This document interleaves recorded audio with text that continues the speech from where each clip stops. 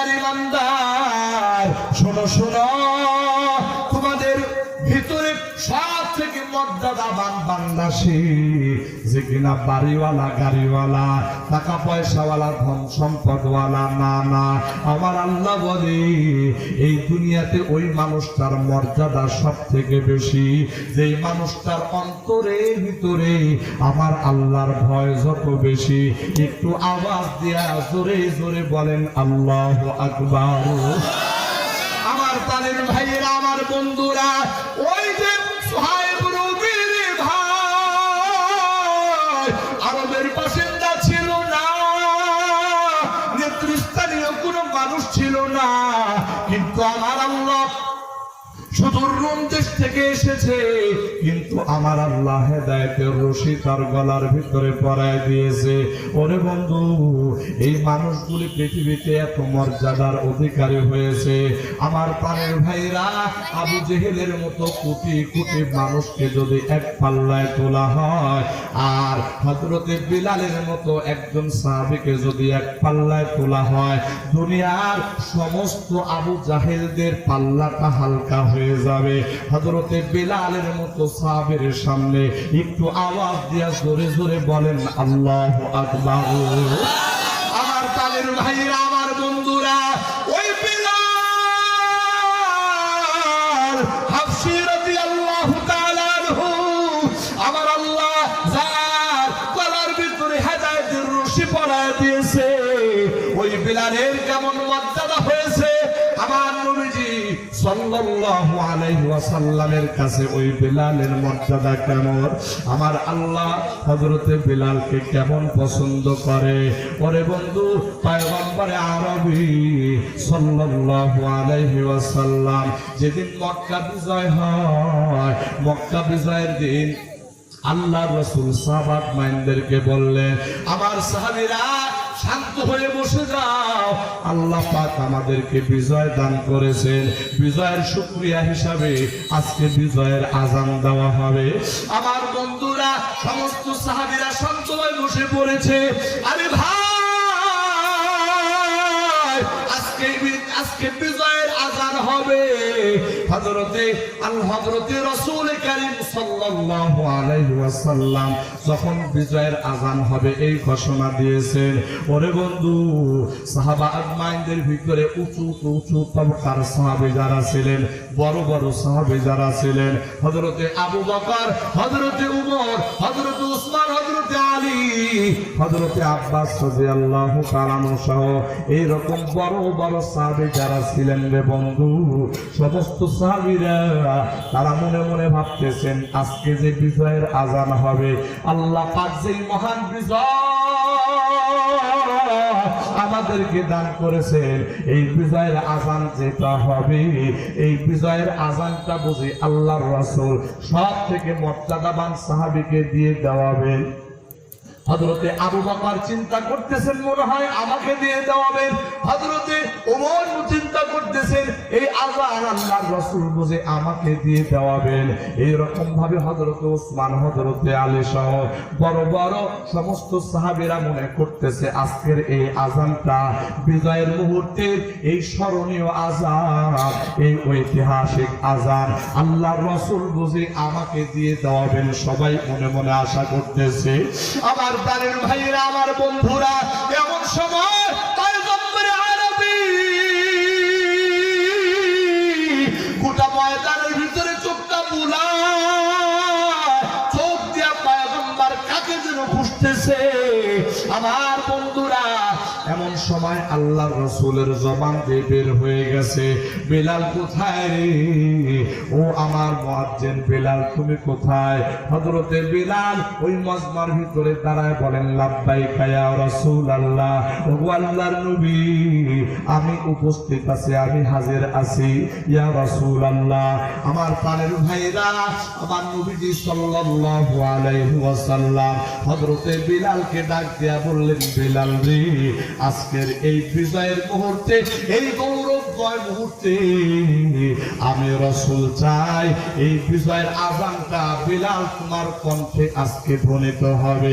একটু আওয়াজ দিয়া জোরে জোরে বলেন সুবহানাল্লাহ। আমার প্রাণের ভাইয়েরা, আমার বন্ধুরা, এই থেকে হযরত বিলাল তার চক্ষু দিয়ে দরদর করে পানি গড়াইয়া পড়তেছে, কারণ হযরত বিলাল জানে আজকের দিনে আযান যে দিবে ইতিহাসের পাতায় স্বর্ণাক্ষরে তার নামটা লেখা হয়ে যাবে। ওরে বন্ধু, হযরত বিলাল তিনিও ভাবেন নাই আজকের এই ইতিহাসময় আযান, এই গৌরবময় আযান আল্লাহর রাসূল তাকে দেওয়াবেন। ওরে বন্ধু, অনাকাঙ্ক্ষিত ভাবে পয়গম্বর যখন হযরত বিলালকে ডাক দিয়েছে, হযরত বিলাল আবেগের চোটে চোখের পানি আর ধরে রাখতে পারে না, চোখের পানি ছেড়ে দিয়া কান্না করে। আমার নবীজি হযরত বিলালকে বুকের মধ্যে জড়াই না, জড়াই দিয়া বলে, বিলাল রে, আমি পয়গম্বর বলতেছি আজকে বিজয়ের আযানটা তোমার কণ্ঠে বাজবে। আল্লাহু আকবার, আরেকটু জোরে বলেন আল্লাহু আকবার। আমার বন্ধুরা, হযরত বিলাল রাদিয়াল্লাহু তাআলা আনহু যখন এই রকম ভাবে বিজয়ের আযান দিতে আরম্ভ করলেন, ওরে বন্ধু, ওই সময় আল্লাহর রাসূল সাল্লাল্লাহু আলাইহি ওয়াসাল্লাম সমস্ত সাহাবাদেরকে নিয়ে ওই জায়গায় বসে আছেন। হযরত বিলালের কণ্ঠে যখন আযান বাজতে আরম্ভ করেছে, সুরের ঝংকার শুরু হয়ে গেছে রে ভাই। এবার কাফেরদের ভিতরে সমালোচনা শুরু হয়ে গেছে। আবু সুফিয়ান এবং আবু সুফিয়ানের পাশে আরো কয়েকজন কাফের মানুষ, তারা বসে বসে হযরতে বিলালের ব্যাপারে সমালোচনা করতে আরম্ভ করেছে। একজন ডাক দিয়া বলে, মুহাম্মাদের কেমন রুচি আজকের দিনে আযান দেওয়ার জন্য, এই কালো কাক ব্যতীত মুহাম্মদ কি আর অন্য মর্যাদাবান কোন মানুষ খুঁজে পেল না? আমার প্রাণের ভাইরা, আমার বন্ধুরা, একজন হযরতে বিলালকে কালো কাক বলে, সে কালো কাক বলে হযরতে বিলালকে আক্রমণ করে। আমার বন্ধুরা, এরপরে আরো একজন ডাক দিয়ে বলে, আজকে আমার বাবার কপালটা বড় ভালো, আজকের এই রকম দিন দেখতে হলো না। এই কালো কুৎসিত বিলাল এই গোলামের ঘরে গোলাম, সে আযান দিবে, আর এই রকম দিন আমার বাবা আজকে জীবিত নাই। যদি জীবিত থাকতো তাহলে এটা আমার বাবার জন্য অসম্মান হইতো। এই রকম ভাবে হযরতে বিলালের প্রতি তারা কটাক্ষ শুরু করে দেয়। আমার প্রাণের ভাইরা, আমার বন্ধুরা, আবু সুফিয়ান ডাক দিয়ে বলে, আবু সুফিয়ানকে বলে, আবু সুফিয়ান তুমি কি বলো? আবু সুফিয়ান ডাক দিয়া বলে, না না, আমি এখন আর এই ব্যাপারে কোনো মন্তব্য করতে চাই না। এমনও তো হইতে পারে এই মন্তব্যের কথা আল্লাহ পাক হযরতে জিবরাইলের মাধ্যমে এই কথাটা মুহাম্মদ পর্যন্ত পৌঁছায়া দিবে। আমার প্রাণের ভাইরা, আমার বন্ধুরা, এই কথা বলিয়া আবু সুফিয়ান আর কোনো মন্তব্য করে না। এইদিকে যখন কাফেররা মন্তব্য শুরু করে দিয়েছে, ওরে বন্ধু, আমার আল্লাহ আর বরদাস্ত করতে পারলেন না। হযরতে বিলালের শান এবং মান মর্যাদা রাখিয়া হযরতে বিলাল রাদিয়াল্লাহু তাআলা আনহুর শান উঁচু করিয়া আমার আল্লাহ পবিত্র কোরআনুল কারীমের ভিতরে আয়াত নাযিল করে দিয়েছেন। ভাই, আমার আল্লাহ বলতেছেন, ইয়া আইয়ুহান নাসু ইন্না খালাকনাকুম মিন যাকার ওয়া উনসা ওয়া জাআলনাকুম শুউবান ওয়া ক্বাবাইলা লিতাআরাফু ইন্না আকরামাকুম ইনদাল্লাহি আতকাকুম ইন্নাল্লাহা আলীমুন খাবীর।